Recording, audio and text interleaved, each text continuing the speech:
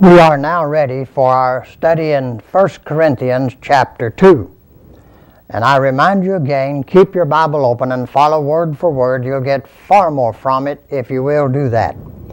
Now, remember first of all, in the beginning of Corinthians, after the introduction, he told the Corinthian believers that by having Christ, you have everything. You're not deficient, you're not behind, you're not inferior in any particular gift at all by having Christ.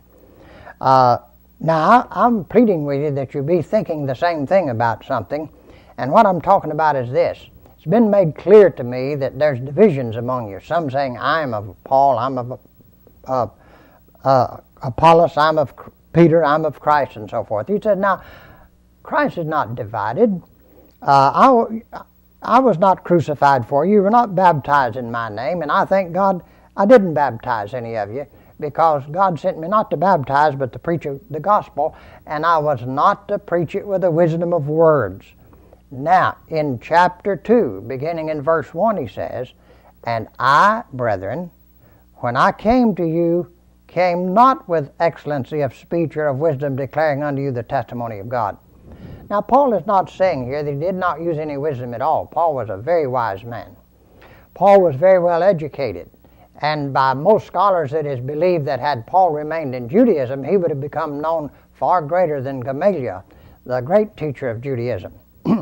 Now, what Paul is saying here is, I did not use the worldly wisdom. I did not use psychological and emotional persuasion. I did not tell weeping stories to get you to make a decision. He says, Brethren, when I came to you, came not with excellency of speech of human wisdom or of wisdom, declaring unto you the testimony of God.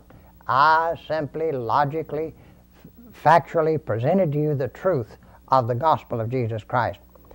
Now, why did you do it that way, Paul? For I determined, I made up my mind, I was determined not to know anything among you save Jesus Christ and Him crucified. Now, when he says not to know anything, he's not saying, I wanted to be ignorant of everything else and not demonstrate any knowledge. What he's saying is, literally, I determined not to display any knowledge among you except the knowledge of Jesus Christ and Him crucified. Paul was an extremely knowledgeable man. He was knowledgeable, as revealed throughout the Scriptures, of the great literature of his day. He was knowledgeable of sailing. He was knowledgeable of many, many different things. Paul was a very highly educated and very knowledgeable individual. So he says, I did not want to demonstrate my knowledge of other things because these Greeks highly revered wisdom. And as they gathered around the Acropolis and other places and discussed all the philosophies of the time, they would kick them all around. And Paul said, had I used high terminology and presented it in a philosophical fashion, then you would have just put it in a bucket with all of the other philosophies and cast it around and discussed it as such. So he says, I determined not to display a knowledge of anything among you except a knowledge of Jesus Christ and Him crucified.